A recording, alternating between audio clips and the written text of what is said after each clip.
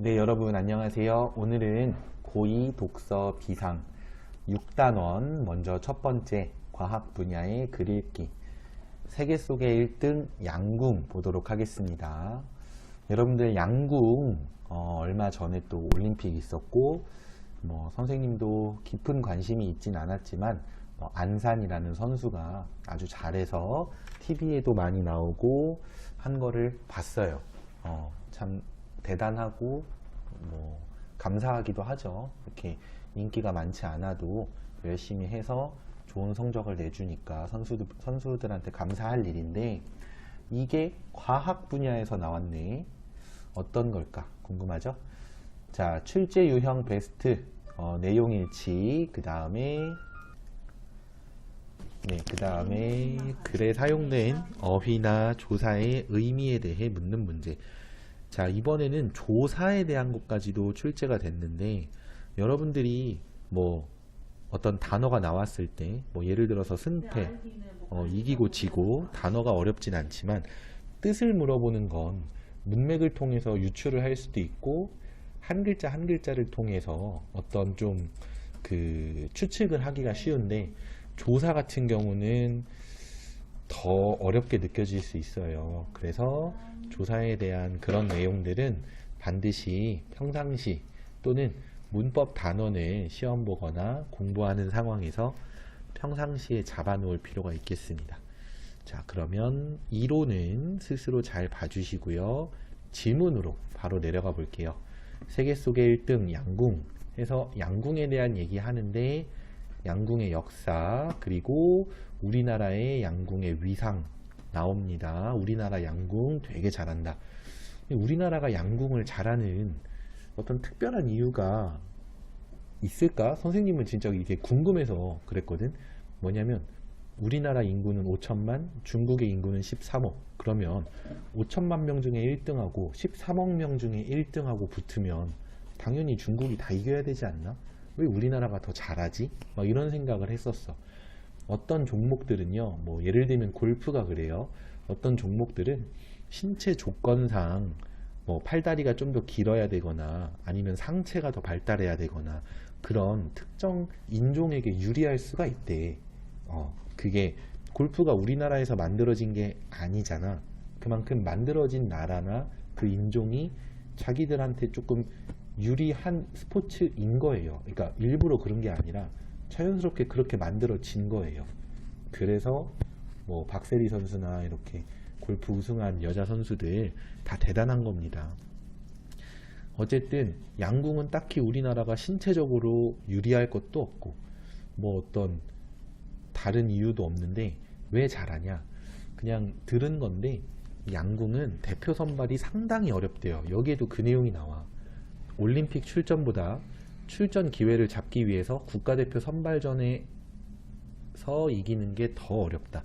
그러니까 국가대표 선발전을 워낙에 엄격하게 하니까 이미 세계 무대에서 1등을 할 수 있을 경쟁력이 있는 선수들이 뽑힌다는 거지. 연습 과정에서 남들은 국가대표가 되고 나서 다른 나라 대표랑 싸워서 이길 만큼 연습을 한다면 우리나라는 이미 전 세계 1등을 할 만큼 연습을 해놓고 그런 사람들끼리 경쟁을 붙이니까 그만큼 세계 무대에서 계속 성적이 나는 거예요. 이게 근데 잘하는 애들이 맨날 잘하는 게 아니거든. 예를 들면은 선생님은 축구를 좋아하니까 손흥민 선수가 정말 대단한 선수인데 요즘 들어서 자꾸 기량도 별로 좋지 못하고 기록도 안 좋고 못해. 그러면 축구 대표팀에서 제외를 하는 게 맞아요? 안 하는 게 맞아요? 아마 반 이상의 학생들은 그래도 손흥민인데 빼면 안 되지 이런 생각했을 거야. 그러면 안 돼요. 양궁은 예를 들어서 안산이라는 선수가 아무리 잘해도 국가대표 선발전 떨어진다? 안 뽑아줍니다. 그러니까 1등 하는 거야. 안산을 이긴 사람이 뽑힐 테니까. 이해되시죠? 이게 이제 우리나라 양궁의 어떤 성공의 이유이지 않을까? 이런 생각이 듭니다. 다음. 사실 근데 중심 내용은 성공의 이유가 아니라 어떤 과학적인 원리, 양궁에서 드러나는 과학적 원리예요. 볼게요. 양궁은 단순해 보이지만 사실은 섬세하고 복잡한 기술이 필요한데 어떤 거냐? 기본적으로는 약간 위로 조준을 해야 돼요. 왜? 과학적 원리인 포물선 운동. 포물선은 이렇게 생긴 걸 말하죠. 포물선 운동을 고려해야 되기 때문이다. 포물선 운동에 유사한 예는 축구나 농구에서도 드러난다. 포물선이라는 것은 물체가 반원을 그리며 날아가는 것. 요렇게 날아가는 것을 말한다. 근데 여기서 포물선 자체는 사실 여러분들이 어렵진 않을 테지만 축구나 농구 경기라는 게 우리 주변에서 흔하게 볼 수 있는 거죠. 그래서 흔하게 볼 수 있는 쉬운 예를 들어 독자의 이해를 돕는다. 이런 게 맞다는 것을 비문학 지문 해석의 입장에서는 알아두셔야 돼요. 내려가 보면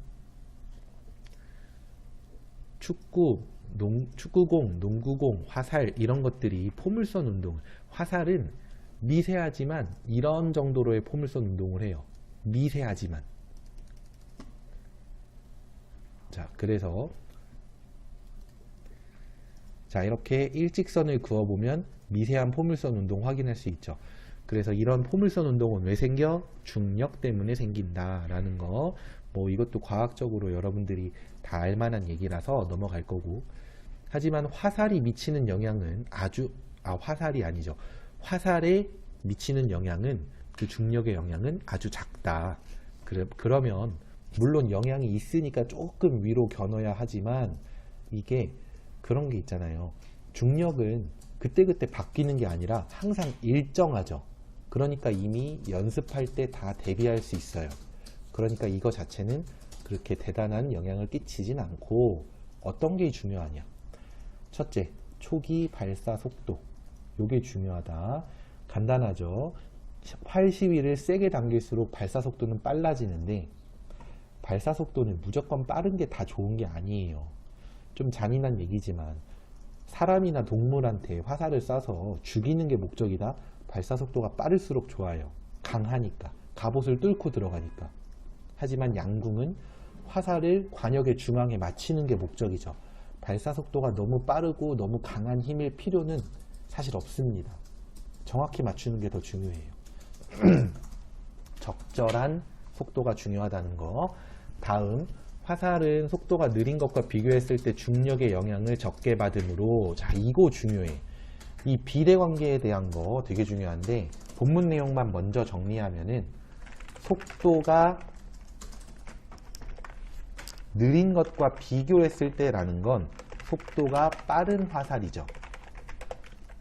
속도가 빠른 화살은 중력의 영향을 적게 받는다. 자, 중력의 영향을 적게 받는다. 그 다음에 반대로 그러면 속도가 느려지면 중력의 영향을 많이 받는 거 알 수 있고, 또 상대적으로 낙하하는 시간이 줄어든다. 이것도 이어서 보면은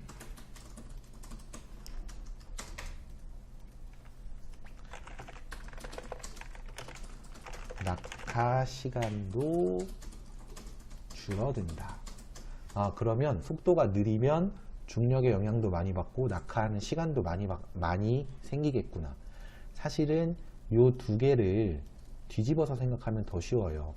속도가 느리면 시간이 오래 걸리는 건 당연하죠. 시간이 오래 걸리니까 중력의 영향도 그만큼 오래 받아서 낙하 시간이 길어진다. 어려운 얘기 아니고요. 다음 아래로 내려가서 두 번째는 발사 각도이다. 발사를 할 때 각도에 따라 포물선 운동이 달라지는데 일반적으로 다른 힘이 없다면 45도 각도가 가장 멀리 날아간다. 이에 대해서는 그림에 잘 나와 있죠. 자, 우리 극단적으로 생각해 보자. 90도의 각도로 화살을 쏘면 어떻게 돼요? 내 머리통을 쏘게 되겠죠. 이렇게 그대로 올라갔다가 그대로 내려오니까 아예 1도 못 나아가요. 그 다음에 빵도의 각도로, 빵도라고 하면 좀 말이 웃기긴 한데, 그쵸, 0도의 각도로 쏘면 이렇게 앞으로 나아가는 게 아니라 바닥에 그대로 꽂히는 거라고 보시면 되고, 적절히 45도 각도가 가장 멀리 내보낼 수 있다. 물론 바람이 많이 불면 각도를 조금 더 높여서 바람의 힘을 받아주는 것도 좋고, 이렇게 변수가 있지만 다른 힘이 없다면 이라고 나와 있죠, 본문에.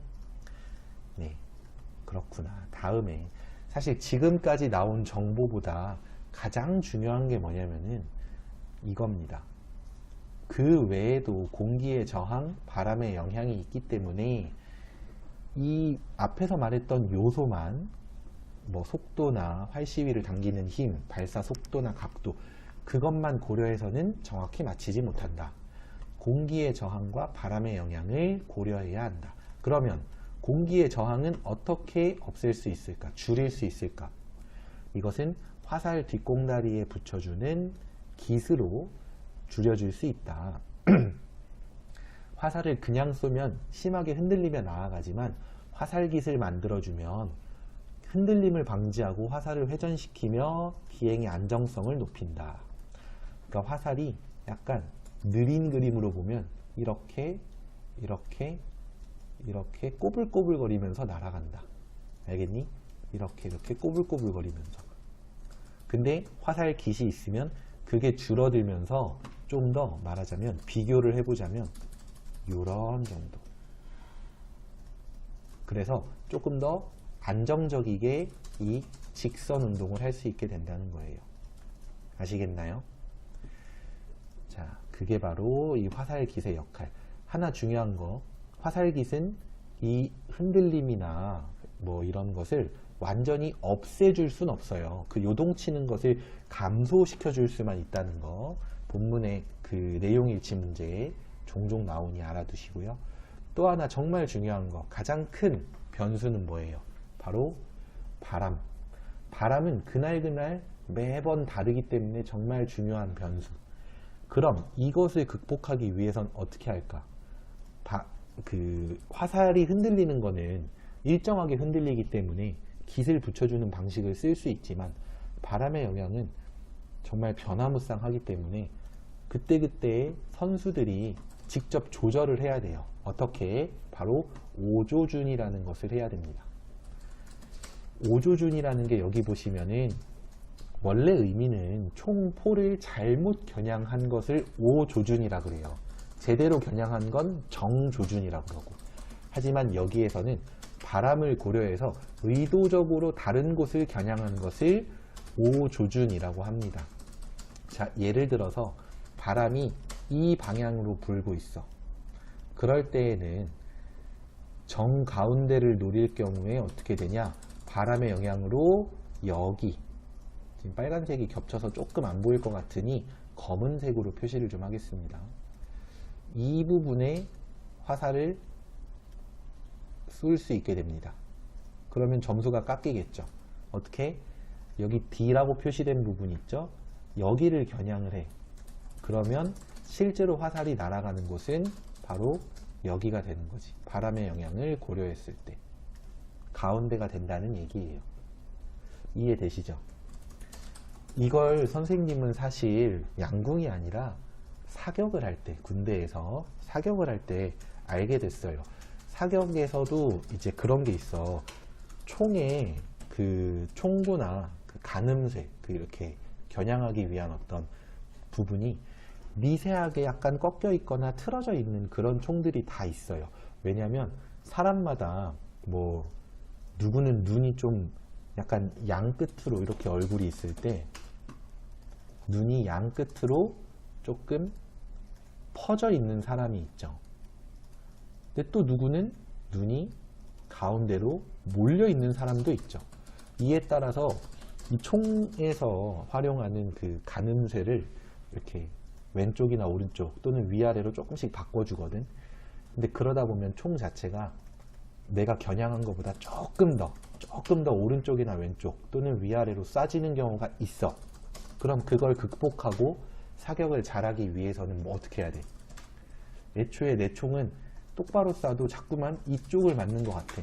그럼 의도적으로 조금 더 반대쪽으로 겨냥을 하는 거야.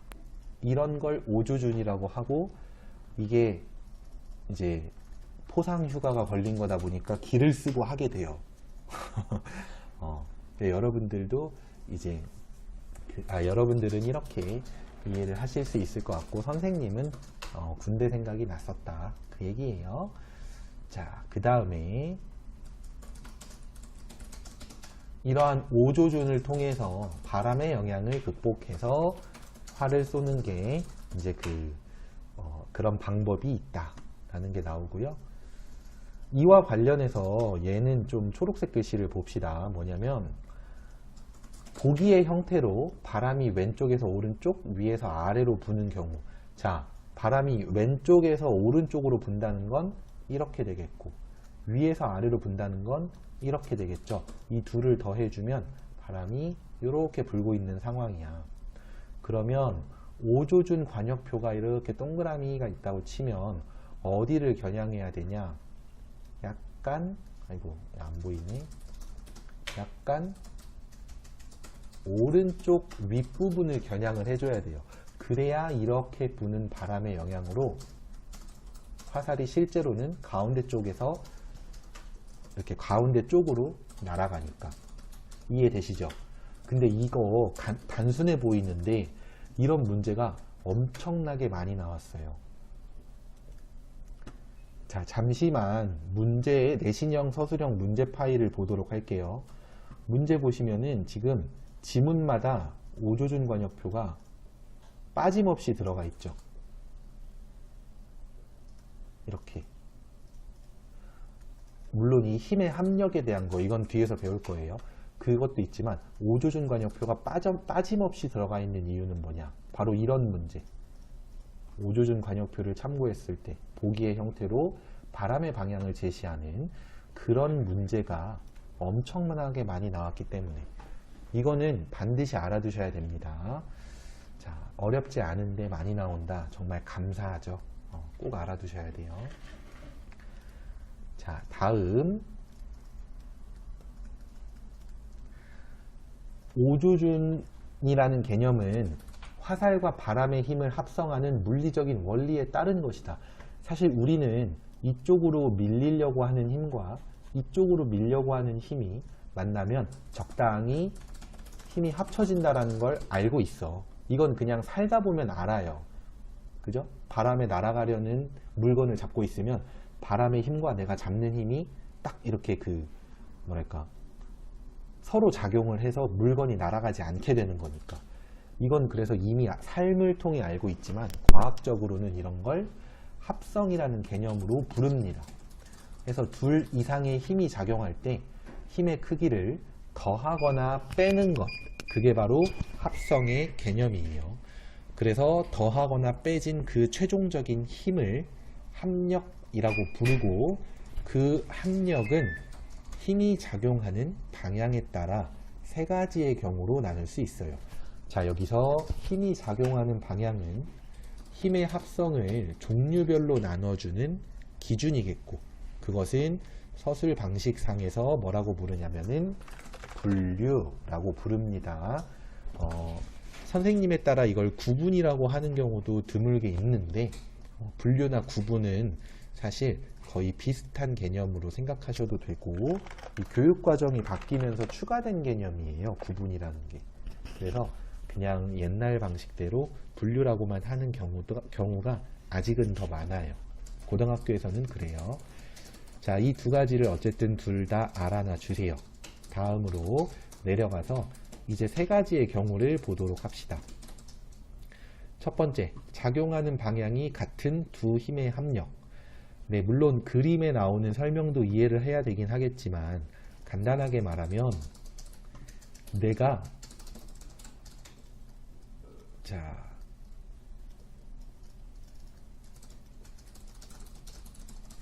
이게 뭐야, 지금 넘어지려고 하거나 춤추는 거 아니고요. 이쪽으로 달려가고 있는 상황이야. 근데 나의 뒤에서 바람이 이쪽으로 같이 불어주네. 그럼 어때요? 네, 달리기가 빨라집니다. 바람이 작용하는 만큼 내가 앞으로 나아가는 힘이, 이 운동하는 힘이 더 강해지기 때문에 그래요. 아시겠나요? 그래서 두 힘의 합력 중에 방향이 같은 건 그냥 두 힘을 더해주기만 하면 돼요. 이게 좀 단순하죠. 그래서 얘는 사실 잘 나오진 않아요. 두 번째, 세 번째가 이제 많이 나올 거니까 요거 좀 자세히 보세요. 네, 두 번째는 작용하는 방향이 서로 반대인 경우인데, 이거는 반대라는 건 뭐냐면 뭐 이쪽으로 작용하는 것과 이쪽으로 작용하는 것, 이거 반대 아니에요. 이게 아니라 이쪽 그리고 정확히 반대. 그러니까 왼쪽에서 오른쪽, 오른쪽에서 왼쪽, 딱 이렇게 돼야지 반대라고 해요. 지금 선생님이 그린 이 화살표, 가만 보면 화살표의 길이가 다르죠. 뭐냐면 그 힘의 크기, 화살표의 길이가 힘의 크기예요. 그랬을 때 힘의 합력을 구하는 방법은 큰 힘에서 작은 힘을 뺀 값이다. 예를 들면 이 왼쪽에서 오른쪽 화살표가 10만큼의 힘, 오른쪽에서 왼쪽 화살표는 15만큼의 힘. 그러면 최종적인 힘의 합력은 5이고 방향은 당연히 왼쪽에서, 아니죠, 오른쪽에서 왼쪽이겠죠. 오른쪽에서 왼쪽으로 5만큼의 힘이 작용한다. 이렇게 보시면 돼요. 알겠나요? 네. 그 다음 세 번째로는 방향이 나란하지 않은 두 힘 같은 경우는 어떻게 봐야 되냐. 이게 조금 어려울 수 있는데, 두 힘을 두 변으로 하는 평행사변형을 그리셔야 돼요. 무슨 말이냐. 지금 이 그림 예시를 보면은 이 0이라고 된 부분이 물체가 있는 거고, 이쪽으로 당기는 힘과 이쪽으로 당기는 힘이 있을 때 힘의 합력은 평행사변형의 대각선만큼이 길이가 힘의 합력, 방향, 그 대각선의 방향이 힘의 방향, 이렇게 됩니다. 자, 옆에다가 조금 다른 예시를 한번 그려보면은 예를 들어서 이쪽으로 약간의 작용을 하고 이쪽으로는 조금 더 많은 작용을 해요. 그러면 평행사변형을 어떻게 그려야 돼? 요렇게 그려야 되겠죠. 그러면 힘의 방향은 빨간색으로 그려줄게요. 이쪽 방향이 되는 거고, 힘의 크기는 이 곡선을 그어 놓은 만큼, 이만큼이 힘의 크기가 되는 거. 잘 보시면은 지금 이쪽 지점과 이쪽 지점 중에 힘의 방향이 약간 더 이쪽 지점으로 몰려 있어요. 아래쪽 지점. 왜 그럴까? 당연히 최초의 힘이 더 강한 쪽이 아래쪽이기 때문이에요. 자, 갑자기 약간 과학 시간 같은 느낌인데, 이게 여기까지는 사실 중학생 수준의 물리학이라서 이 정도는 듣고서 이해를 하시든 안 들어도 알고 있든 그래야 됩니다. 자, 그래서 힘의 합력은 어쨌든 평행사변형 대각선의 길이구나. 힘의 방향은 평행사변형 대각선의 방향이구나. 이걸 알아주시고요. 다음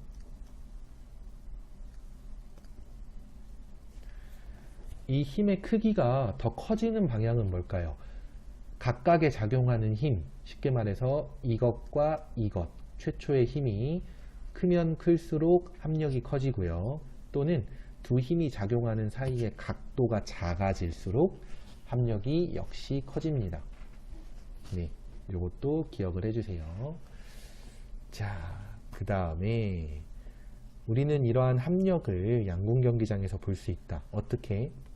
화살이 이렇게 날아가는 것과 바람이 부는 그 작용을 고려해서 오조준을 하는 게 바로 합력의 원리를 활용한 거다. 이렇게 보실 수 있어요. 알겠나요? 네. 그러면 여기까지 해서 이제 본문이 마무리가 되고요. 그 다음 보기 싫으니까 엔터 한번 칠게요. 자, 학습 활동에서는 스포츠에서 도구나 장비를 사용하는 것에 대해서 찬성하는 사람들과 반대하는 사람들의 얘기, 그 중에서도 글쓴이는 찬성하는 입장입니다. 그러니까 기술 발전을 무시할 수는 없고, 다만 이렇게 합리적인, 모두가 합의한 그런 규칙을 만들어서 규칙에 어긋나는 행위를 규제해야지 기술 발전을 애초에 무시하는 건 그건 뭐랄까 바람직하지 않다. 이렇게 글쓴이가 생각을 하는 겁니다. 그러니까 예를 들면 조금 경제 수준이 좀 부족한 나라에서 절대 구할 수 없는 장비를 올림픽에서 활용하는 거, 그게 문제인 거지. 어느 나라나 구할 수 있는 장비를 활용하는 건 문제가 되지 않는다. 예를 들면 이런 거예요. 쉽게 생각하면. 그런 내용이고, 이 글쓴이의 찬성 반대의 근거와 또 반대측, 글쓴이를 반대하는 그런 어떤 반대측의 근거를 잘 정리해 놓고 본문의 요 파일에 정리가 잘 돼 있습니다. 그것을 정리해 놓고 그것을 묻는 문제를 풀어내시면 될 것 같아요. 자, 그러면 이제 문제 보도록 할게요. 자, 문제는 1번부터 보도록 합시다. 1번 문제, 그래서 답을 찾을 수 있는 질문이 아닌 것. 자, 이거 우리가 본문 내용 잘 기억하고 있으면 쉬운 문제, 쉽게 풀어낼 수 있는 문제죠. 첫 번째, 양궁 선수들이 화살을 약간 위로 조준하는 이유는 포물선 때문에. 두 번째, 작용하는 방향이 같은 두 힘의 합력은 두 힘을 더해주면 된다. 세 번째, 양궁 선수들이 활을 잡는 방법과 활 시위를 당기는 절차는 안 나와요. 네, 활 시위를 당기는 절차, 무슨 막 화살 막 입술에다가 약간 갖다 대면서 뭐 쏘고 뭐 이런 거, 그죠? 자주 보셨죠? 안 나옵니다. 답은 3번. 네 번째, 화살, 축구공, 농구공의 포물선 운동 까닭은 중력. 다섯 번째, 바람이 부는 방향과 세기에 따라 목표 지점을 오조준하는 원리는 힘의 합력이라고 얘기했죠? 따라서 답이 안 나오는 질문은 3번입니다. 이 본문을 이제 선생님은 사실 뭐 자료도 만들고 수업도 하니까 기억이 잘 나서 그렇지만 여러분들도 차근차근 이렇게 본문에 해당하는 부분들을 찾다 보면은 다 나와 있구나, 3번 빼고 나와 있구나 알 수 있어요. 다음으로는 4번 문제를 볼 건데 A라고 하는 걸 복사를 좀 해서 편하게 보면서 보도록 합시다. 자, A는 2에 해당합니다. 방향이 나란하지 않은 두 힘의 합력. 엉뚱한 데다가 복사를 했네요.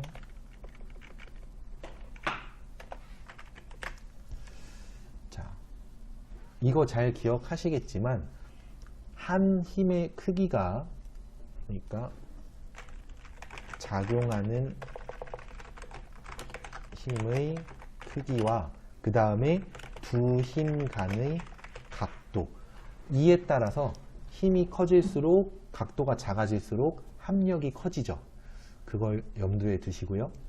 A에 작용하는 각각의 두 힘이 클수록 합력은 커진다. 당연히 맞는 말이고, 그죠?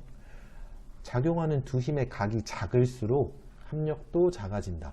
틀린 말이죠. 각도가 커질수록 합력의 크기가 작아집니다. 그 다음 A의 합력의 크기는 두 변을 이웃으로 하는 평행사변형 대각선의 길이이다. 그것은 여기에 대놓고 나와 있기 때문에 맞다는 거 알 수 있고 답이 되는 건 그러면 4번이 되겠죠. 네, 이렇게 풀어내시면 되겠고요. 다음으로는 이제 마지막으로 16번 문제를 한번 보겠습니다. 자, 16번 문제는 어떤 거냐면 구체적인 사례에 적용하는 문제인데 나의 기억의 사례입니다. 나의 기억이 뭔지 복사를 또 해보자면 여기 아래에 보이시죠?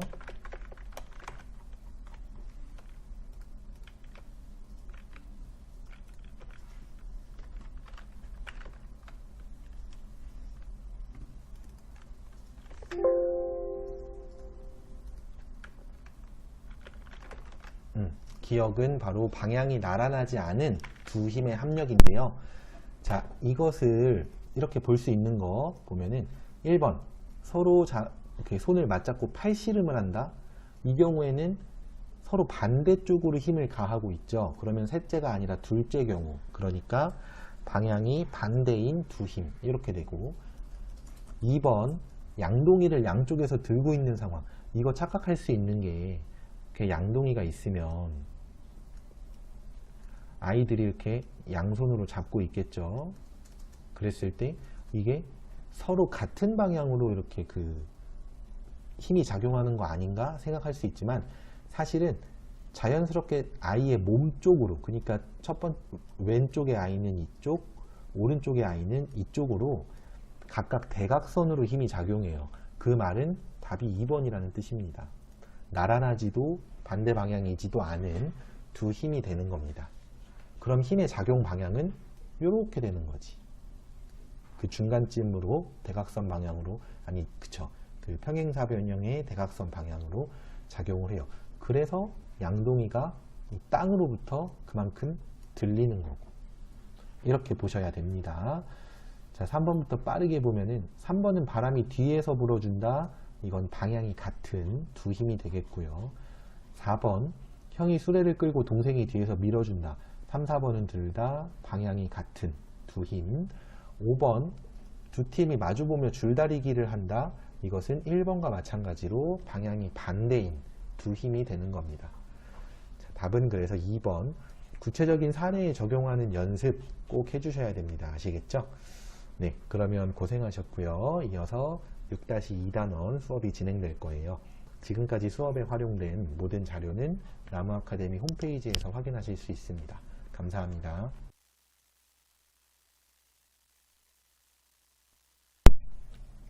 자, 여러분 안녕하세요. 오늘은 고2 독서 비상 6-2, 이제 6-1에 이어서 6-2를 배워보도록 합시다. 우선 기술 분야의 글이고요. 인공지능의 미래, 딥러닝. 근데 이 교과서가 참 잘 만들어진 것 같은 게, 통상적으로는 과학, 기술 분야는 학생들이 어려워해요. 선생님도 수업을 진행하기 위해 풀어볼 때 다 풀고 나면 아 그렇구나 하고 지식이 넓어지는 그런 상쾌함이 있지만, 그 전까지는 아 이거 왜 이렇게 어려워, 이런 생각을 참 많이 해요. 그런 영역인데도 지난번 이 앞에 양궁 수업 어려웠나요? 별로 어렵지 않았을걸? 왜냐면 양궁이 익숙하거든. 여러분들 딥러닝, 인공지능 어려울까요? 그다지 어렵지 않을 수도 있어요. 한번 봅시다. 출제 유형 베스트에서는 글에 제시된 정보, 이런 문제 나왔고, 서술상의 특징이나 어휘, 여기서는 서술 특징과 어휘를 비슷하게 물어봤다는 의미입니다. 이렇게 나오면, 자, 독서 이론의 기술 분야의 글 읽기 꼭 읽어보시고요. 아래로 가보면, 자, 2016년 3월 바둑 프로그램 알파고와 이세돌 구단의 바둑 대결, 아마 다 아실 거예요. 그 뒤로 무언가를 기계적으로 하거나 철저하게 잘하는 사람한테 알파고라는 별명을 붙여주기도 하죠. 예를 들면 선생님이 아는 프로게이머 김성현이라는 선수가 있는데, 그 사람도 별명이 알파고라서 막 이렇게 그러니까 게임을 기계적으로 하는데, 그러니까 잘한다는 뜻이죠. 사람이라면 실수를 할 수도 있는데 실수 없이 잘한다. 그런 식으로 친구들 사이에서도 이렇게 그 친구들이라기보다는 뭐 인터넷에서 한동안 좀 유행했던 용어가 이제 알파고, 뭐 잘하거나 인공지능 같으면 알파고라고 하는 그런 게 있었어요. 자, 이거 결과 다 아시죠? 3대1로 이세돌 구단이 졌는데 엄청난 스타가 됐어. 왜 그럴까? 알파고가 이길지 못 이길지 몰랐는데 그래도 사람이 이기지 않을까 했는데, 첫 경기를 너무 압도적으로 이겨서 야 이거 이세돌 구단 한 판도 못 이기겠다 싶었는데, 한 판이나마 이긴 그 모습에서 그래도 인간계 최강인 건 확실히 맞구나 라는 것을 이제 증명을 했고, 그 뒤로 이세돌 구단이 CF도 찍고 뭐 광고, TV 예능 프로그램에도 나오고 인기가 많았죠. 지금도 이제 여러분들이 이름 들으면 다 알잖아, 그죠? 그게 인기예요. 그게 대단히 이제 스타가 됐는데, 일단 본인이 굉장한 노력을 해서 업적을 이룬 게 있기 때문에 선생님은 좋은 현상이라고 봐요. 자, 어쨌든 그래서 이 인공지능에 대한 얘기를 알파고부터 시작을 해요. 이러니까 어려울 수 있는 얘기가 친숙하게 느껴질 수 있지. 그죠? 설명하는 글의 처음 부분에서 수행하는 독자의 흥미를 유발하는 것과 중심화제를 제시하는 것을 동시에 잡고 있습니다. 그 다음, 이전에도 인공지능이 인간을 넘어서는 경우가 있었다. 딥블루, 왓슨 같은 애들이 퀴즈 프로그램이나 체스에서 이겼었다 라는 얘기가 나와. 이것은 그러니까 알파고 외에도 사례를 들어 인공지능이 인간을 넘어선, 이겼던 그런 구체적인 사례를 들고 있다고 볼 수 있죠.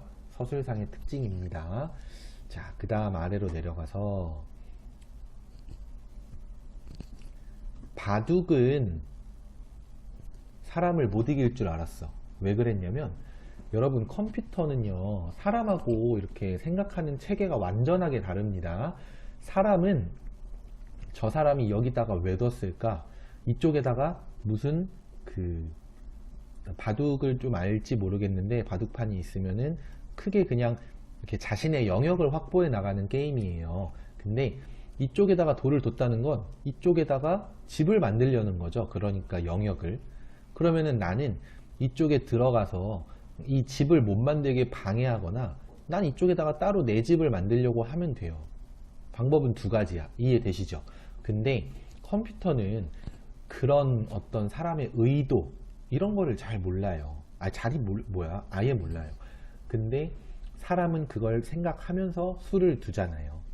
그리고 또 바둑은 정해진 경우의 수가 뭐 5,000개, 1만 개 이런 정도가 아니라 엄청나게 많아요. 엄청나게 셀 수 없이 많아요.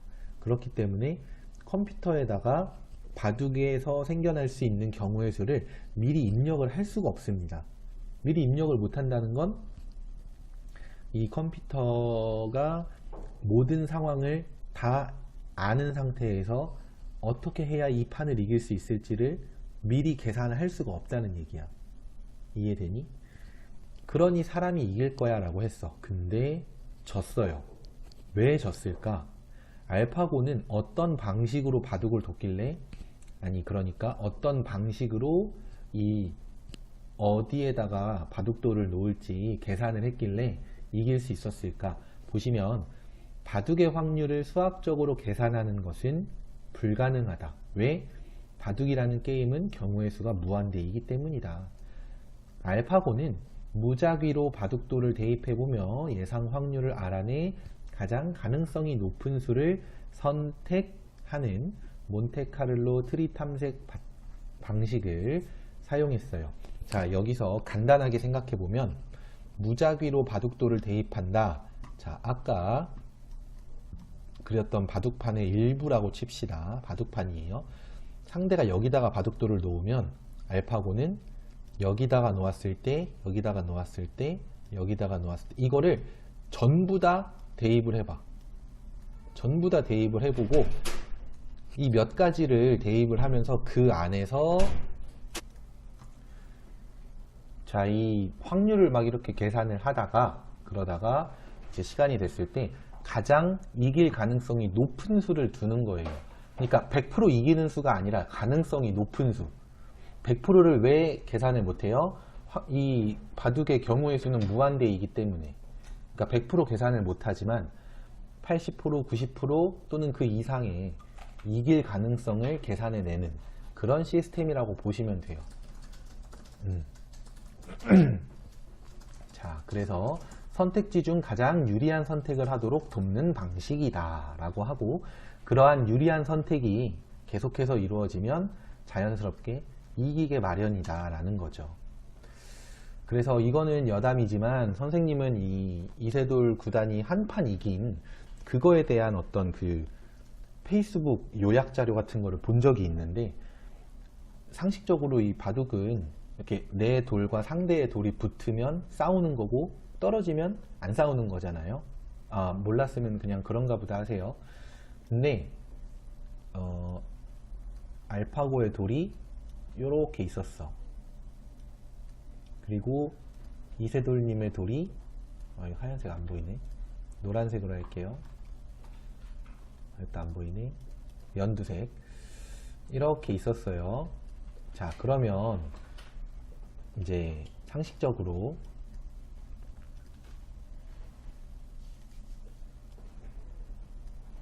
이세돌님이 공격을 할 때 이쪽에다가 먼저 하나를 놔서 뭔가 점차 이쪽으로 이렇게 공격을 해 나갈 텐데, 근데 갑자기 뜬금없이 여기다가 돌을 하나 넣으신 거야. 그러니까 컴퓨터가, 알파고가 뭐지? 왜 여기다 놨지? 이러고 약간 순간적으로 오류가 나왔어. 이 수에 대해서 이해를 하지를 못했어. 그래서 대응을 못하고 여기서부터 전체적으로 판을 이제 키워 나가셔서 결국은 한 판을 잡았다, 이겼다. 그러니까 예측하지 못한 수를 둔 거지. 컴퓨터가 예측하지 못한. 그걸 보고 이 사람은 정말 멋있는 사람이다, 이런 생각이 딱 들었어요, 선생님은. 자, 어쨌든 이렇게 몬테카를로 트리 탐색은 예측하지 못하는 수가 있을 수도 있어요, 하나 정도는. 하지만 대부분의 수에 대해서 계산을 해보고 두기 때문에 예측을 거의 대부분 할 수 있어요. 네, 그 다음 일반적인 인공지능은 딥러닝으로 이루어지는 강화 학습을 한다. 일반 컴퓨터는 정해진 규칙을 따라 연산, 그러니까 계산을 하지만 딥러닝 방식은, 자, 여기 반면에 같은 말 중요하죠. 딥러닝은 연산 과정에 여러 층을 두고 컴퓨터가 스스로 정보를 잘게 조각내어 작은 판단을 내리고 결과를 내놓는다. 자, 여러분들 어려우면 단순하게 생각해. 그냥 정해진 것만 하느냐, 스스로 무언가 판단을 하느냐의 차이예요. 정해진 것만 계속 무한 반복하는 게 일반 컴퓨터의 그 러닝 방식 계산이라면, 딥러닝 컴퓨터 같은 경우는, 딥러닝은 컴퓨터가 스스로 정보의 어떤 그 정보에 대한 판단을 한다.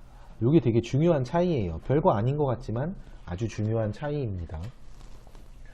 해서 딥러닝은 다층 구조의 정보망을, 이거는 쉽게 말하면 다양한 구조의 다양한 정보망, 그것을 기반으로 하는 기계 학습인데 다량의 데이터에서 높은 수준의 추상화를 가능하게 한다. 다량의 데이터는 당연히 정보가 다층이니까. 그리고 높은 수준의 추상화를 가능하게 한다는 건 단순한 반복이 아니라 복잡한 어려운 그런 선택과 어떤 반복적인 계산, 이런 것들이 종합적으로 가능하다. 사실은 딥러닝이라는 것을 뭐랄까 기술자만큼 많이 알 필요가 없죠. 우리는 이런 부분들은 중요하니까 이 요약자료에서 빨간색 표시하고 파란색으로 정리까지 해 놓으셨겠구나.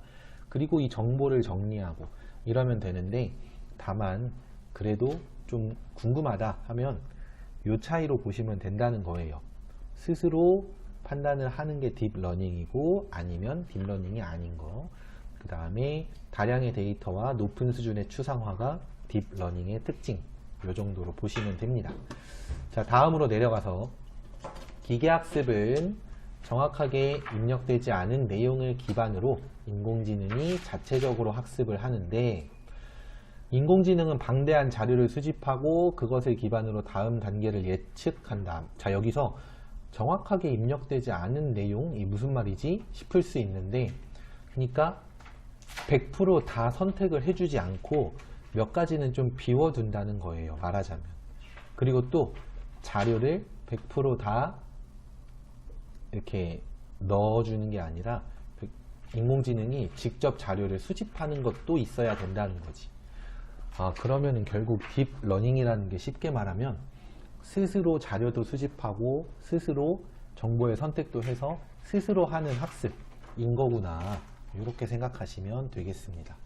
그래서 뒤에 이런 부분이 나오는데, 알파고는 경기를 진행하면서 경험을 쌓아 스스로 학습하고 전략을 짜 나갔다. 그리고 딥마인드 개발자들도 알파고가 어느 단계까지 진화할 수 있을지는 의문이라고 했다. 뭐냐? 내가 정해준 만큼 발달을 하는 게 아니라 자기 스스로 계속된 학습을 하면서 그 학습의 끝, 한계가 어디까지일지는 자신들도 모른다 라는 거죠. 스스로 학습을 하기 때문에 모르는 거예요. 여러분들이나 선생님은 사람이니까 우리의 학습의 끝, 어떤 지식 수준의 끝이 어디까지일지를 어느 정도 예상할 수 있죠. 근데 알파고는 컴퓨터잖아, 기계잖아, 기계. 그러니까 코드만 꽂아주면 계속 학습을 반복할 수도 있어요. 그럴 경우 계속된 학습의 끝이 어디일지는 아까 말했지만 바둑의 끝이 없기 때문에, 무한대에 가깝기 때문에 그 무한대라고 하는 바둑의 모든 수의 끝까지 학습을 할 수도 있는 거예요. 어쩌면 오랜 시간이 걸리기야 하겠지만. 이해되시죠? 그러니까 이 딥러닝이라는 개념은 결국 스스로 학습이 하나의 중요한 특징이구나, 이렇게 생각을 해주시면 돼요. 자, 다음 아래로 내려가서 이 딥러닝이 여러 분야에서 활용되고 있는데, 첫째, 자동으로 음성을 인식하는 그런 여러 기능들, 뭐 시리아라든지 뭐 여러 가지 있죠. 선생님은 그 음성인식 기능을 거의 잘 안 써가지고 집에서 TV 볼 때 유튜브 틀어줘 이거 하나밖에 안 한다. 하여튼 그래서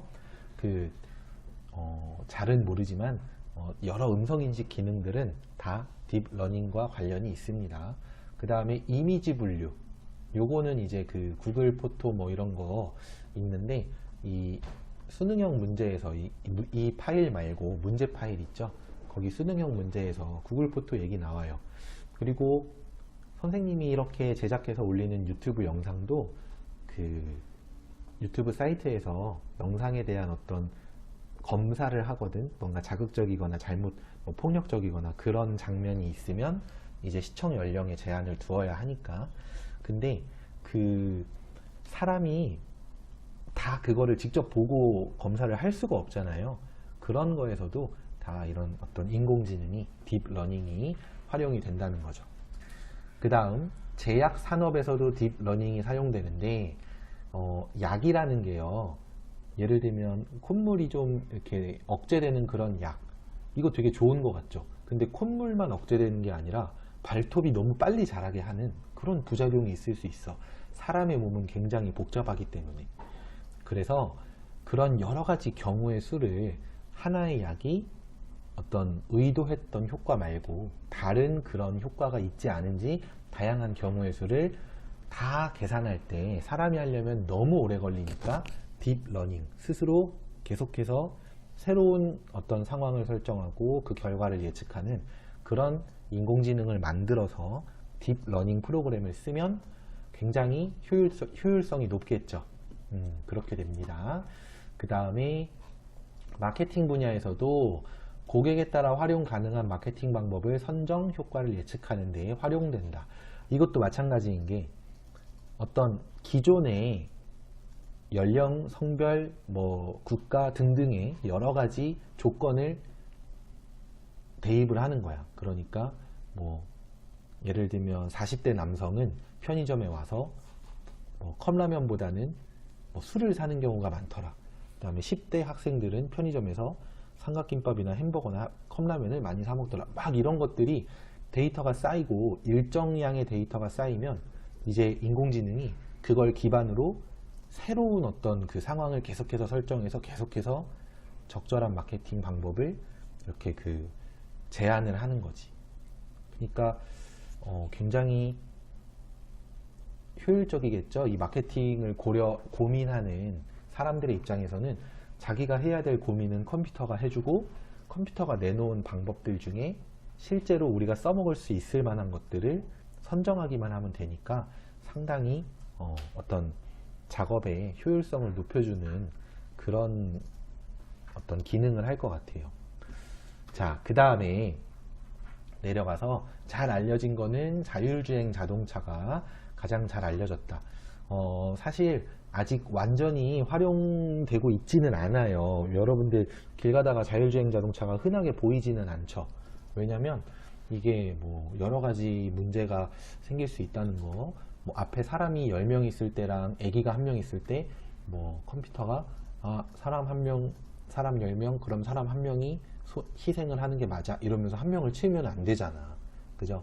그러니까 그런 어떤 다양한 문제들이 있어서 인공지능에게 도덕성을 주입할 수 없으니까 아직 그러니까 상용화가 덜 되기는 했지만 분명히 이게 다 기술적으로든 윤리적으로든 극복이 되면 몇십 년 안에는 다 이제 상용화가 될 거고, 그때 반드시 필요한 꼭 활용되는 분야가 바로 딥러닝. 자, 그럼 지금까지 딥러닝 활용의 예시가 5개나 나왔죠.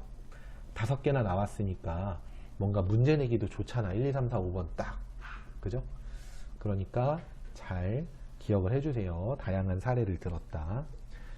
자, 그 다음에 이것도 알아둡시다. 안전하거나 위험한 상황을 담은 동영상 정보를 몇 개 주면 그걸 스스로 더 찾아보면서 학습해요. 그러다가 인공지능은 갈수록, 그러니까 학습과 주행 경험이 쌓이면 쌓일수록 단련된다. 단련이라는 건 안전한 운전을 할 수 있게끔 데이터가 쌓여 나간다는 거예요. 자, 그 다음에 아래로 내려가서 영화 허라고 하는 영화가 있는데, 여기서 인공지능한테 이름이 뭐냐고 했더니 사만다래. 그래서 누가 알려줬어요 했더니 자기가 지었대. 중요한 건 자기가 지었다는 거. 단순한 운영체제가 아니라 또 하나의 의식이다. 왜? 스스로 판단을 할 수 있어. 자, 그리고 이제 글의 끝 자락으로 갑니다. 알파고는 인간이 원하든 원하지 않든 새로운 세상을 열어주었고, 이것을 우리가 잘 활용하기 위해서는 어떻게 해야 될까? 어떻게 해야 되냐면은 여기 보세요. 인간이 과학적 윤리의식을 바탕으로 인공지능에 대한 통제력을 가진다면 인공지능은 두려움의 대상이 아니라 인간 문제를 해결하기 위한 어떤 이로운 작용을 할 것이다. 인공지능이 어째서 두려움의 대상이 될 수 있죠? 몇 가지가 있는데, 우선 우리 익숙한 영화로 하면은 저기 그 어벤져스 2 보면은 울트론이 온라인상에서 떠돌면서 막 정보를 모으고 강해져서 나중에는 어벤져스한테 대적을 하잖아요. 그죠? 근데 그것도 뭐냐면 스스로 학습하는 능력으로 인해 만들어낸 사람의 통제에서 벗어나는 상황이 된 거예요. 그러니까 쉽게 말하면 사람이 만든 인공지능이 사람보다 더 강해져서 사람을 지배하는 꼴이 되는 거지. 이게 이제 하나 생각해 볼 수 있는 거고, 또 하나는 이제 인공지능이 여러 가지 일을 하는 것으로 인해 사람이 해야 될 일들이 점차 줄어들면 이게 편하게 살아서 좋은 게 아니라 일자리가 없어지는 개념으로 볼 수 있잖아요. 네, 그렇게도 생각을 해볼 수 있습니다. 어쨌든 이러한 두려움으로부터 우리는 벗어나기 위해서 과학적 윤리의식을 바탕으로 인공지능에 대한 통제력을 가지기 위해 노력해야 한다. 이게 글쓴이가 당부하는 말이에요. 자, 그럼 여기까지 해서 이제 본문의 내용은 마무리가 되는데, 여러분들 보실 때 이제 인공지능 또는 알파고 또는 몬테카를로 이런 몇 가지의 핵심 개념들이 있었죠. 그에 대해서 조금만 마지막으로 얘기를 하고 다음으로 넘어갑시다. 자, 핵심 개념은, 이 핵심 개념이라는 거 쉽게 말하면 문제 많이 나오는 개념들이에요. 첫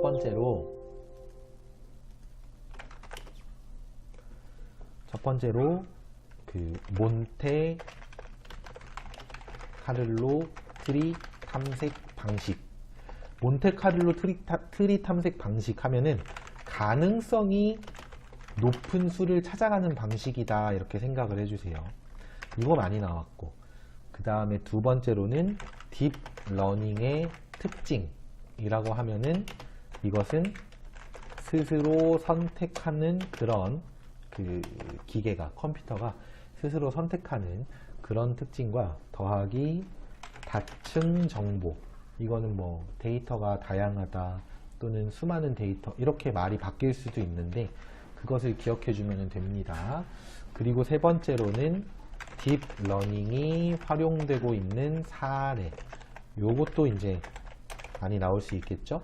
이 딥러닝 사례로는 뭐 제일 처음에 나왔던 게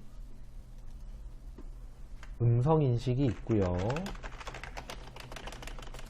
그 다음에 이미지 분류 있었고, 그 다음에 제약산업, 그리고 마케팅 분야, 그리고 자율주행 자동차, 이렇게가 있는데 선생님이 뭐 막 이게 중요해서 내가 외우려고 외웠다기보다는, 선생님은 이제 이 자료와 함께 문제 만드는 자료를 같이 제작을 하죠. 그때 굉장히 이 사례가 출제가 많이 됐어요. 그러니까 외워진 거야. 그러니까 여러분들도 알아두셔야 되죠. 많이 나오는 부분이니까. 아시겠죠? 네, 그렇게 됩니다. 그래서 이런 핵심 개념과 내용들 잘 기억을 해주시면 좋을 것 같아요. 자, 이제 다음으로는 학습활동에서 미래사회의 직업에 대한 얘기가 나옵니다. 이것은 이제 문제에 직접적으로 출제가 된 부분은 없지만, 이걸 알아는 두셔야 되는 건 뭐냐면, 오늘날과 미래사회는 일자리의 구조가 많이 다를 수 있다. 뭐 인공지능 등 여러 기술의 발달로 인해, 여기 나오죠. 미래 직업 시장은 인공지능이나 자동화 기술로 인해 뭔가 다를 것이다 라는 거. 그래서 일자리가 줄어든다기보다는 달라질 거다. 여러분들 의사 되고 싶은 사람 있어요? 미래에는 의사가 없어질 수도 있습니다. 기계가 치료하는 게 더 정확할 수 있기 때문에. 대신에 뭔가 다른 직업이 그만큼 또 생겨날 거예요. 그러니까 이런 그 미래의 직업의 변화, 이것을 생각해보는 그런 지문이고, 학습활동은 스스로 꼭 읽어보도록 하세요. 자, 그러면 여기까지 해서 이제 이 분석 파일은 마무리를 하고 문제 한번 보도록 합시다. 네, 문제에서는 이제 여기 이 가와 관련하여 문제가 다수 출제되었기 때문에 이 3번 먼저 보도록 할게요. 자, 3번 보시면 단순한 운영체제가 아니라 또 하나의 의식이라고 한 거 기억나시나요? 스스로 사만다라는 이름을 붙일 수도 있는 그런 인공지능은 하나의 의식으로 봐야 한다라는 거야. 그래서 가장 적절한 것은 뭐냐? 뭐 이름을 잘 지어서 절대 아니죠. 뭐냐면은 스스로 판단할 수도 선택할 수도 있기 때문에. 4번 무한대의 경우의 수를 계산하는 능력은 아직 있지도 않거니와, 만약 그런 게 있더라도 계산을 잘하는 계산기이지, 계산기가 계산 잘한다고 사람 취급받지 않잖아요. 그렇기 때문에 4번은 답이 안 됩니다. 5번이 답이 되겠습니다. 자, 다음으로는 몇 번을 볼 거냐면은, 조금 많이 내려갈게요. 조금 많이 내려가서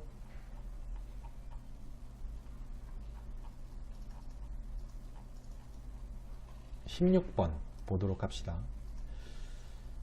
16번 윗글의 내용 전개 방식에 대한 설명, 적절한 것 했는데, 이거는 보면서 좀 바로 떠올릴 수 있으면 좋겠어요. 첫 번째, 두 대상을 비교한다. 이거는 일반 컴퓨터랑 딥러닝 컴퓨터의 비교를 했기 때문에 맞아요. 하지만 장점, 단점 설명은 아닙니다. 따라서 기억은 틀려요. 니은, 인공지능이 적용된 사례, 알파고 언급하며 흥미 유발한다. 무조건 맞고요. 인공지능이 활용되는 분야, 이 뭐 마케팅 분야, 이미지 분류, 너무 많죠. 자율주행차까지. 그래서 앞으로의 발전 방향을 전망하고 있다. 이것도 맞겠고요. 리을, 알파고가 갖는 한계를 설명하고, 이게 뭐냐면 알파고는 그 대단한 몬테카를로 트리 탐색 방식을요, 다른 상황에서는 활용을 못하고 바둑에만 써요. 심지어는 오목, 그러니까 바둑하고 규칙이 다른 오목에서조차도 그 방식을 적용을 못할 겁니다. 아무리 바둑을 잘 둬도 나랑 오목 뜨면 내가 이기는 거지. 그러니까, 왜냐면 규칙이 달라서 그래요. 그러니까 알파고가 갖는 한계는 바둑에만 적용이 된 상태라는 거. 하지만 어쨌든 바둑에 적용하는 것에 성공했다면 다양한 분야에 적용하는 건 시간 문제겠죠. 그래서 앞으로 우리가 가져야 할 태도는 그러한 알파고를 비롯한 어떤 인공지능의 그 성장 또는 발전을 보면서 우리가 과학 윤리의식과 적절한 통제력을 갖춰야 되는 것. 그게 우리가 가져야 될 태도. 답은 3번이에요. 미음은 전문가의 견해 인용한 부분은 찾아보면 있을 수 있지만 인공지능을 긍정적으로 활용하기 위한 방향성을 제한한다는 틀려요. 그러니까 전문가의 견해를 인용하여가 아니라 글쓴이의 생각을 통해 드러내고 있을 뿐입니다. 이해되시나요? 네, 그래서 16번의 이제 답은 3번이었어요. 다음 문제 볼게요. 자, 다음 문제로는 수능형 문제의 1번을 보도록 할게요. 보시면 가와 보기에 KNN, 약간 생긴 게 질 같지 않니? 이것에 대한 설명인데요. 가는 알파고라서 그 몬테카를로 트리 탐색 방식을 활용하는 알파고, KNN에 대해서 조금 설명을 하면 간단하게 말해서 어떤 데이터가 세모에 가깝냐 네모에 가깝냐 같은 분류를 해야 될 때 이 가상의 좌표 평면 안에서 이 K가 1일 때는 자기 주변에 가장 가까운 거, 그래서 요 K1 기준으로 말해주면은 별은 네모와 같은 것이다가 돼요. 하지만 K3를 기준으로 보자. 제일 가까운 데이터 3개가 뭔가 봤더니 미음, 세모, 세모잖아. 아, 미음이 아니죠. 네모죠. 네모, 세모, 세모죠. 그렇게 되면은 K3의 경우는 별은 세모가 돼요. 그러니까 이게 인접한 데이터를 몇 개까지 볼 것이냐를 가지고 데이터 분류를 해나가는 거야. 사실 이보다 더 깊은 내용은 여러분들이 잠시 일시정지를 하고 읽어보는 수밖에 없습니다. 다 읽으면 시간이 너무 오래 걸려서. 자, 네, 일시정지할 타이밍을 줬기 때문에 이제 밑에 있는 설명을 보는데 아마 읽으면서 어렵다고 느낀 학생들의 입장에서는 문제를 보고 진짜 허무할 거야. 문제 몇 번, 답이 몇 번이게? 답은 5번이에요. 뭐가 틀렸나 볼게. 알파고와 KNN 모두 2차원 좌표평면 상에 방대한 데이터를 이용하는 알고리즘을 이용한다. 맞아요? 알파고가 2차원 좌표평면 활용해요, 안 해요? 본문에서 단 한 번도 좌표평면 얘기 듣지 않았어요. 맞죠? 따라서 답은 5번.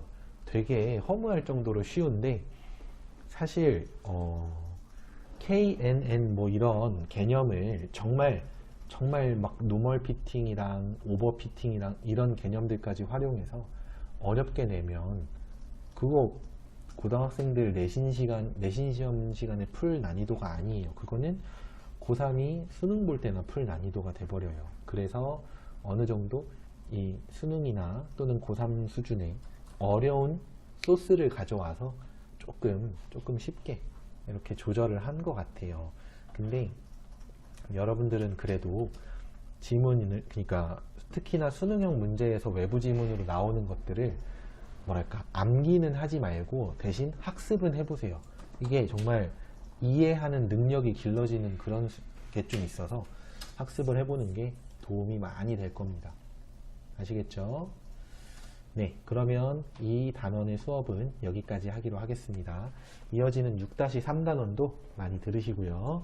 네, 지금까지 수업에 활용된 모든 자료는 나무아카데미 홈페이지에서 이용하실 수 있습니다. 감사합니다. 자, 여러분 안녕하세요. 이번 시간에는 6-3 단원, 다양한 매체 자료 읽기, 깨알 같은 오타가 있네요. 다양한 매체 자료 읽기입니다. 자, 여기 단원에서는 노블리스 오블리주라는 거 다 아시죠? 이 노블레스 오블리주와 관련해서 이제 2개의 지문이 나올 거예요. 그것을 잘 보시고 문제를 풀어주시면 되겠고, 이와 관련된 뭐 내용이나 사례를 묻는 문제, 그리고 어휘, 단어의 의미나 한자 성어를 묻는 문제 출제되었습니다. 알아두시면 되겠어요. 자, 독서 이론 부분 뭐 일시정지 하시고 꼼꼼하게 한번 읽어봐 주시고요. 그 다음에 노블레스 오블리주 첫 번째는 칼레의 시민. 여러분 칼레가 어디일까? 확실한 건 우리나라는 아니겠다. 그죠? 보자. 조건을 받아들일 수 없으니 항복하래. 그랬더니 에드워드 3세한테 시민들의 안위, 안전은 보장을 해달라라고 하는데 아무 조건도 들어줄 수 없다. 무조건 항복해라. 아니면 프랑스의 도시 칼레를 영국에서 쳐들어왔었나 봐. 이곳을 아주 박살을 내주마라고 해요. 자, 이 프랑스와 영국이요, 바로 옆에 붙어 있는 나라인데 둘이 좀 라이벌 의식이 있어서 옛날부터 많이 투닥투닥해요. 근데 그게 아주 극심했던 시기가 언제냐? 바로 100년이나 전쟁을 했었던 프랑스와 영국의 100년 전쟁 시기입니다. 이때 영국의 왕 에드워드 3세는 프랑스를 침공을 했는데 잘 버티던 칼레, 11개월간이나 잘 버티던 칼레는 결국 지원군이 오지 않게 되었다는 것, 그것을 알게 된 뒤로 고립무원에 빠져서 항복을 하게 되고 그 과정에서 시민들의 안전이라도 보장을 해달라라고 요구를 합니다. 자, 그리고 나서 영국의 왕은 태도가 누그러지지 않았대요. 왜 그랬을까? 아마 나오지 않지만 11개월간이나 이 까불었던 이 칼레, 조그마한 도시의 사람들에게 아마도 화가 나지 않았을까? 그때 왕의 측근 어떤 사람이 나와서 자비를 구합니다. 폐하 이러면서 어차피 항복하는 마당에 이 자들을 굳이 다 죽일 필요는 없지 않겠습니까? 뭐 이런 식으로. 그랬더니 좋아, 자비를 베풀겠다. 그러나 지체 높은 사람들, 우리 이거 조선시대 문학에서도 많이 나와요. 지체 높은 양반 뭐 이런 식으로 신분이나 지위가 높은 사람 중 6명 정도는 내가 본보기로 혼내줘야 되겠다. 즉 아마도 죽이겠다는 거죠. 이 어리석은 반항, 바로 11개월의 저항에 대한 책임을, 그러니까 아마도 일반 시민보다는 신분이 높은 사람들이 주도해서 이러한 저항을 했을 거고, 그에 대한 책임을 묻는 의미로 이 6명 정도는 죽이겠다라고 하는 거죠. 그래서 교수형에 쓸 밧줄을 목에 걸고 오라고 해라 라고 해요. 이렇게 보면 에드워드 3세는 참 잔인한 사람인 것 같아. 그 뒤로 파수대에 모인 칼레의 시민들은 항복하게 되었다는 굴욕감, 또 그래도 살아남을 수 있겠구나 라는 어떤 안도감, 또 결국은 6명은 죽어야만 한다는 어떤 그런 자괴감에 빠졌어요. 복잡한 마음이죠. 좋은 마음인 거예요? 나쁜 마음인 거예요? 이거를 딱 정할 수가 없다는 겁니다. 그리고 에드워드 3세의 조건을 들은 사람들은, 일반 시민들은 나는 안 죽겠구나 하는 안도감을 느꼈다. 왠지 그럴듯하죠. 하지만 틀린 말입니다. 모든 시민들, 일반 시민과 지체 높은 시민들을 구분하지 않고 모든 시민들이 이런 어떤 자괴감을 느꼈다라고 얘기를 합니다. 자, 그러면서 피 같은 눈물을 흘렸대요. 은근히 이것도 직유법 나왔다. 자, 그리고 웨스타슈라는 노인이 나왔는데, 내가 죽으러 가겠소. 우리 자원에서 희생합시다 라고 해요. 그러면서 하는 말이 참 멋있어요. 우리는 싸움에 져서 항복했을 뿐이지 우리의 얼과 넋마저 내어준 것은 아니요.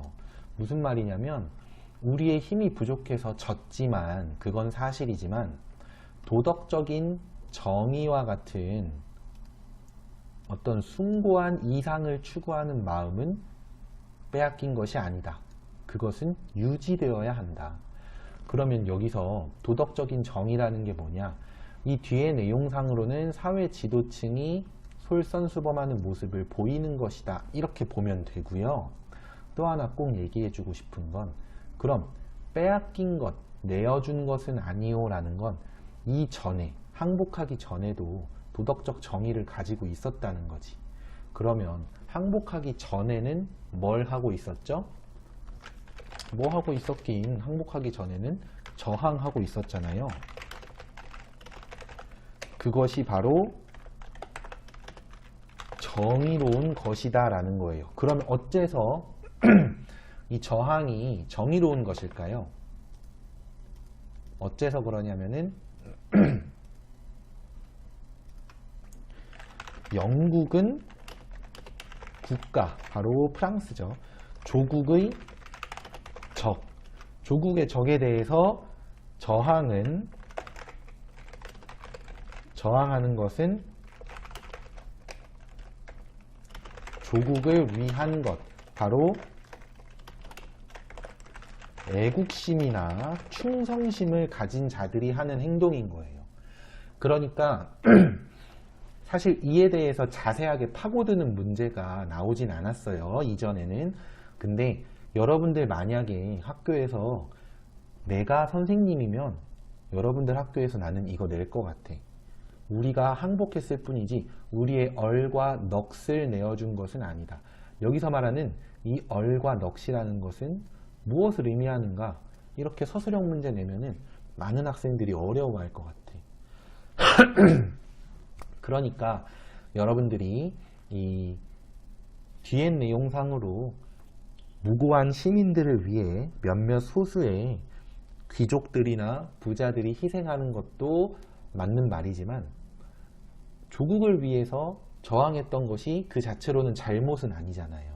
그러니까 여기서 얼과 넋을 내어준 것이 아니라는 건 우리의 마음속 정의로운 마음은 유지되고 있다. 그러니 이 정의로운 마음을 항복하기 전에는 저항하는 게 정의예요. 그러면 항복한 이후에는 한 사람의 시민이라도 더 안전을 보장받을 수 있도록 희생하는 게 정의라는 거지. 아주 멋진 사람이죠. 네. 그 다음에 제비뽑기를 해서 희생을 뽑는다? 그것은 구차한 일이다. 왜? 자발적으로 내가 부자, 귀족, 권력자로서 내가 희생하겠다. 이거랑 제비뽑기 당첨돼서 희생하는 거랑은 다르잖아요. 어쩔 수 없이 마지못해 희생하는 것이 아니라 자발적으로 희생을 하는 그런 모습을 보이자 당당하게 죽읍시다 라는 거예요. 멋진 사람입니다. 근데 더 멋진 건 뭐냐? 이 뒤로, 자, 여기 좀 다 지울게요. 다 지웠다. 이 뒤로 다른 사람들이 뭐라 그래? 아니 저 노인네가 미쳤나? 이러지 않아요. 이 웨스타슈의 말에 다른 지도층 인사들도 다투어 나섰다. 자, 자신의 지위에 걸맞은 책임감을 보이는 모습. 거기에 하나 더 또 많이 나왔던 게 뭐냐면은 기꺼이 희생을 받아들이는 모습이라고도 많이 나왔어요. 기꺼이 희생을 받아들이고 있다. 이것도 많이 나왔으니 알아놔 주시고요. 다음, 그 시민대표의 운명은 어떻게 됐을까? 의외로 이야기는 행복한 결말로 끝난다. 여기서 이야기의 결말도 중요하지만 어떻게 됐을까? 행복하게 끝나. 스스로 묻고 답하는 방식, 이것은 서술 방식과 관련이 깊습니다. 알아두셔야 되겠죠? 자, 다음으로 생명을 잉태한 이의 사람의 거룩한 본능 때문인지 왕비가 막판에 왕을 설득하여 처형당하지 않도록 하는데, 앞에서는 그렇게 화를 내고 했던 에드워드 3세가 갑자기 왕비 말 듣고 살려주는 거, 왕비를 많이 사랑했나 봐요. 자, 그 다음, 죽고자 하는 자는 살 것이다 라는 건 이순신 장군님이 말했던 필생즉사의 정신인데, 이 정도 한자는 아셔야 돼요. 필, 반드시, 사, 죽는다. 즉, 반드시 죽고자 한다 하면은 즉, 곧 그는 살 것이다. 사실은 즉자는 조금 자주 안 쓰이지만 필, 사, 생은 아셔야 됩니다. 자, 그러한 금언이 생각나는 극적인 결말이다. 여기서 금언, 우리가 금언 하면 먼저 떠오르는 건 말을 금지하다가 먼저 떠오르시죠, 다들. 하지만 여기서의 금언은요, 금지가 아니라 쇠 금자인데 소중한 것이라는 의미의 금자예요. 아시겠죠? 네. 그러면 다음 1884년 칼렛이는 백년전쟁의 그 6명의 영웅을 그 희생정신을 기리기 위해 로댕에게 기념상 조각상을 의뢰합니다. 그런데 1889년 완성한 로댕의 조각상에 등장하는 6 시민 대표들은 기대와 달리 당당한 영웅의 모습이 아니었어요. 왜 그랬을까? 서로 다른 자세로 다른 곳을 보며 서 있는 6 대표는 사회적 책무와 죽음의 공포 사이에 고뇌하는 평범한 인간의 모습이었다. 왜 그러냐면 보세요. 파란 글씨 6 사람을 평범한 인간으로 묘사하여 그들이 느꼈던 죽음에 대한 공포감이 남들과 다르지 않음. 그러니까 무슨 말이냐면은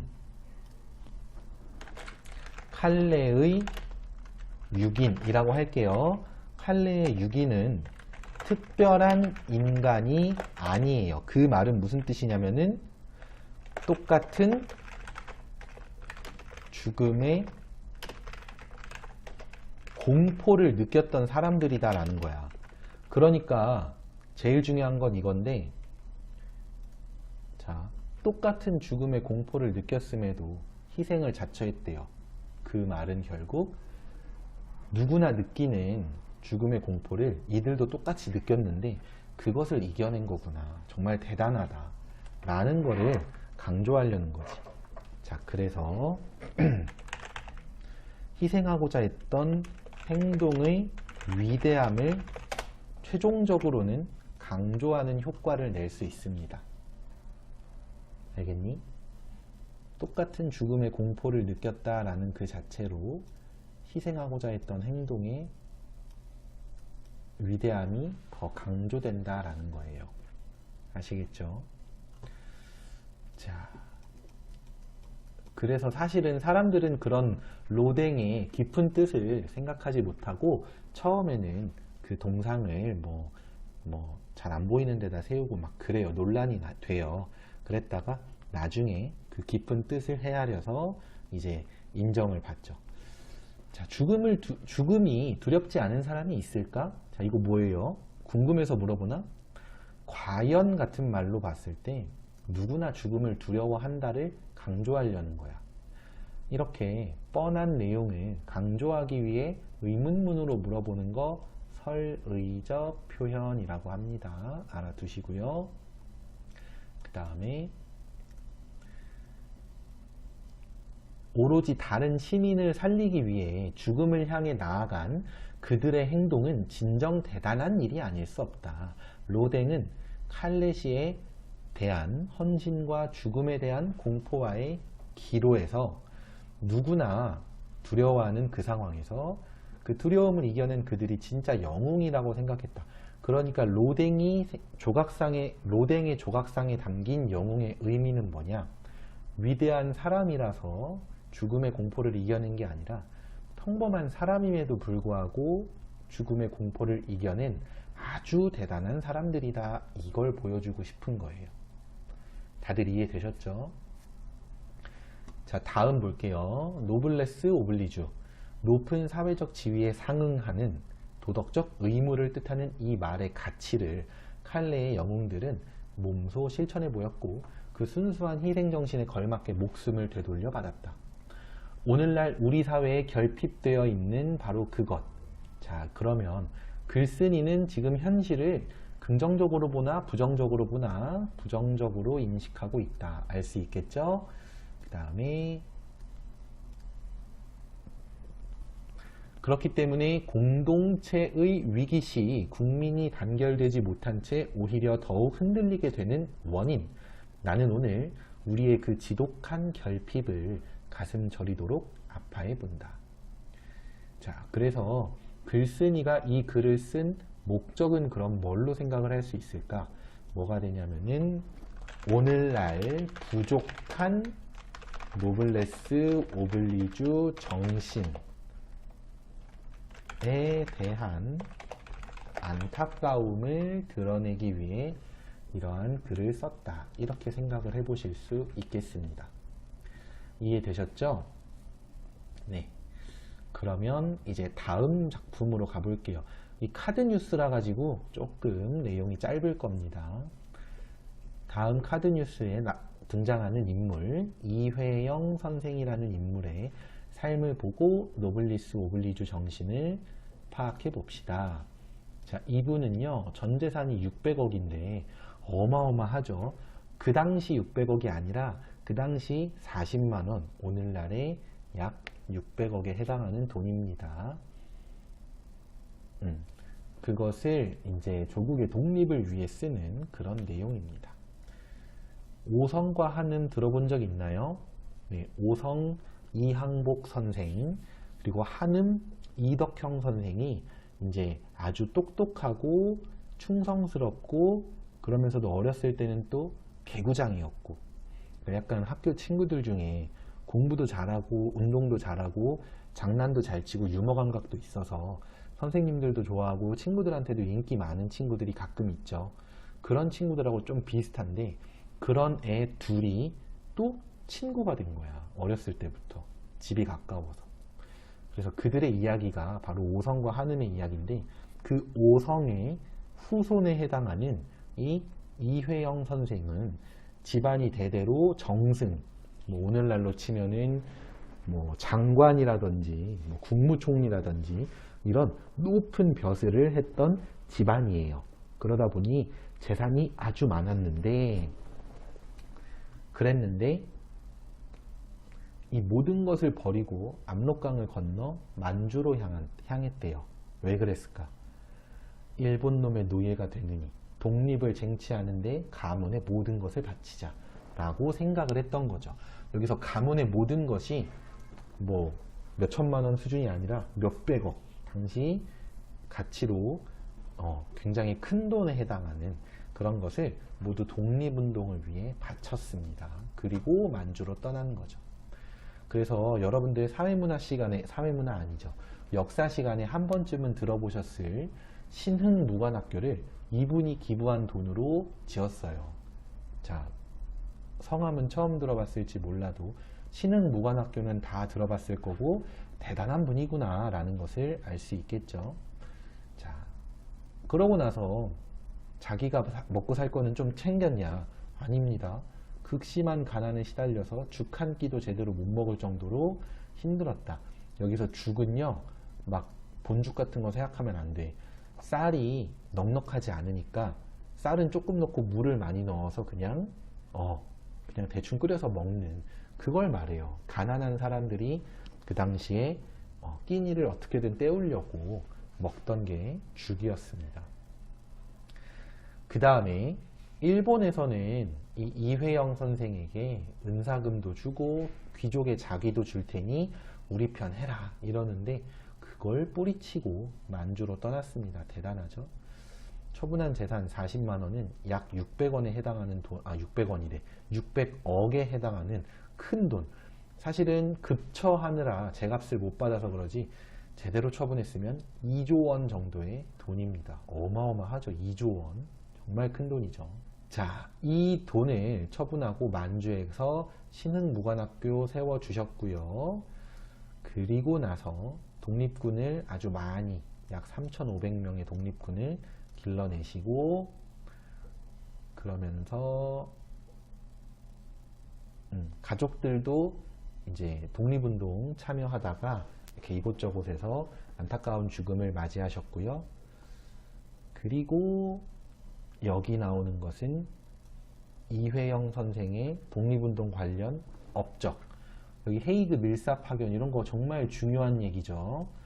신민회 발족하고 신흥무관학교 설립하고, 그 다음에 뭐 김자진 장군과도 함께 연합회를 조직하고 아주 독립운동을 열심히 해주신 분이고, 그런 분으로서 여러분들, 근데 이분이 왜 이렇게 독립운동을 열심히 했냐?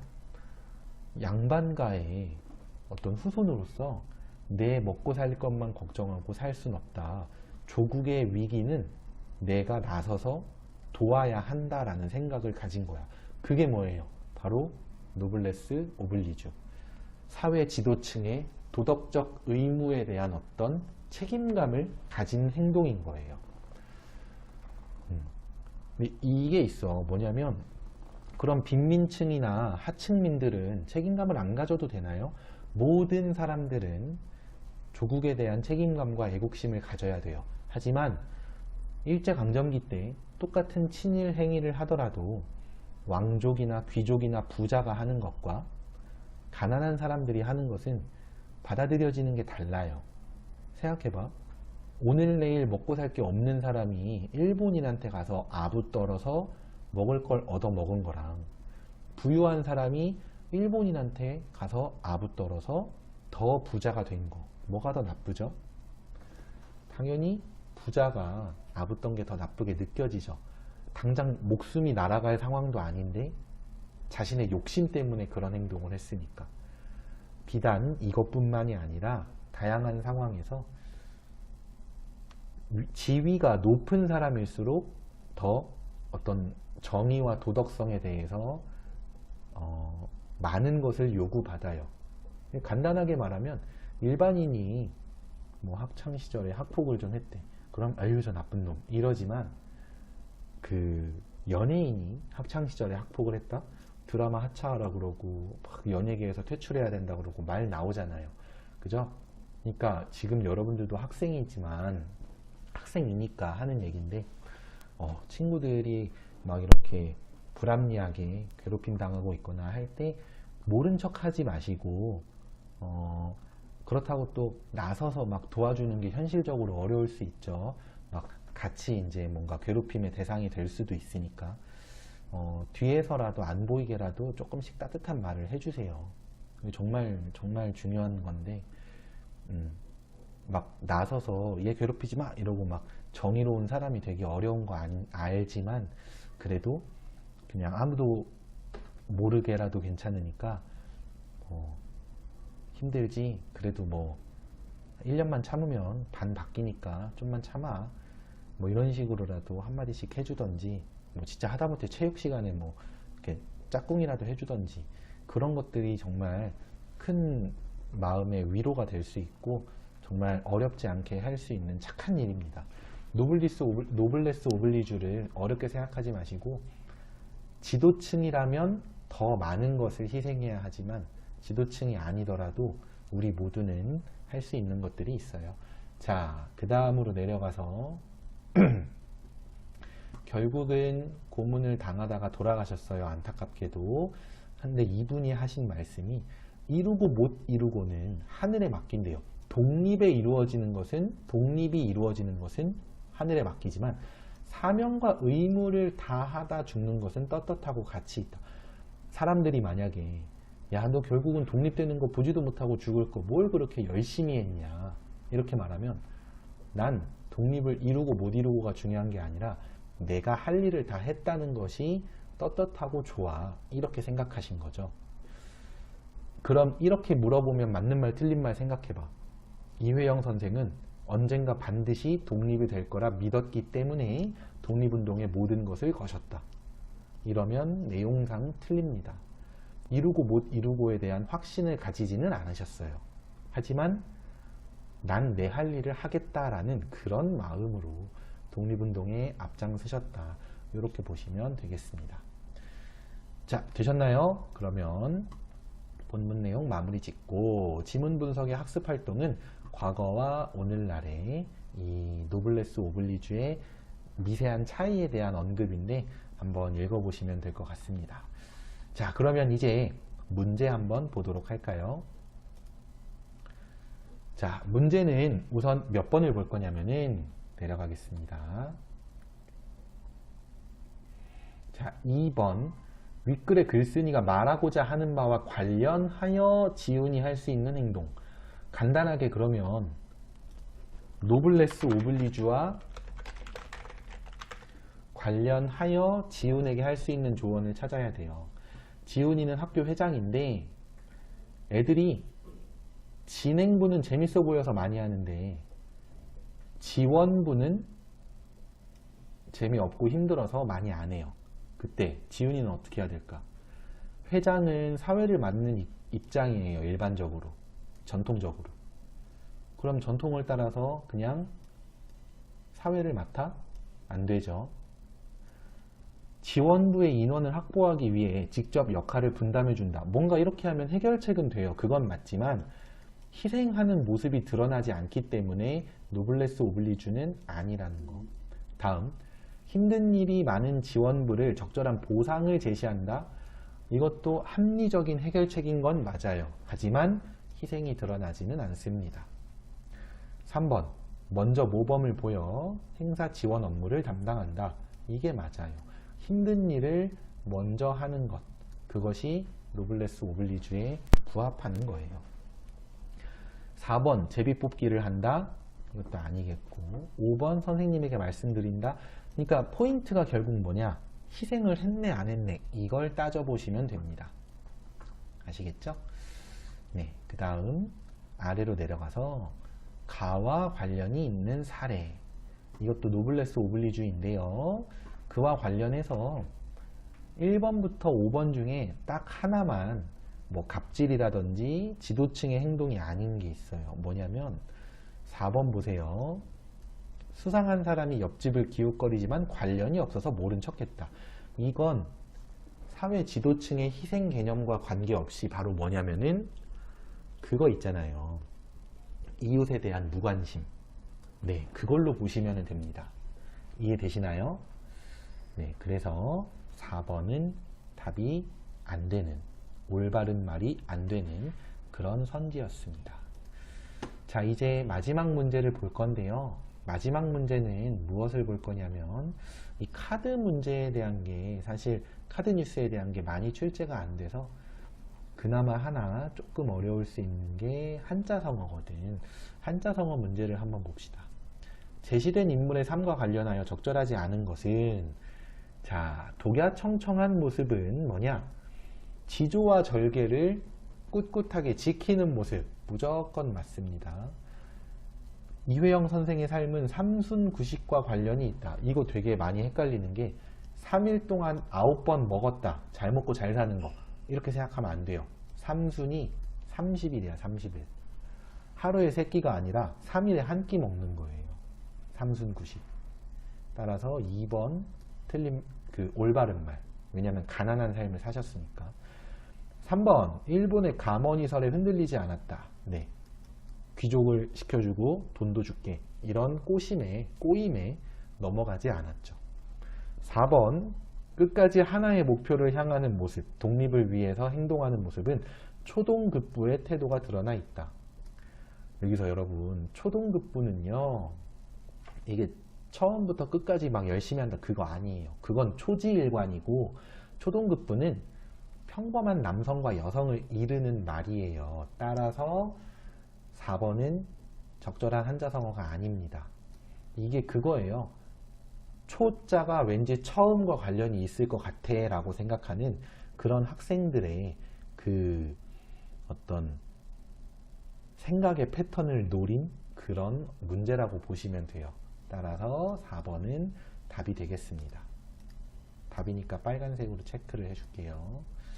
자, 5번에 나오는 진인사 대천명, 이거는 이렇게 사랑 대를 끊어주면 좋은데, 진인사, 사람의 일을 다 하고, 대천명, 하늘의 뜻을 기다린다, 이런 뜻입니다. 맞는 말이 되겠죠? 네, 그래서 6-3단원은 여기까지 보기로 하고요. 이제 6-3단원은 사실 출제가 많이 되진 않았기 때문에 문제수 자체가 아주 넉넉하진 않아요. 하지만 여러분들 학교 문제에, 학교 시험에 범위에 포함된다면 반드시 꼼꼼한 학습을 하시고, 혹시 이해가 좀 안 되는 게 있으면 꼭 댓글에 달아서 선생님에게 질문을 해주시면 감사하겠습니다. 네, 그럼 여기까지 하겠고요. 지금까지 수업에 활용된 모든 자료는 나무아카데미 홈페이지에서 이용하실 수 있습니다. 감사합니다.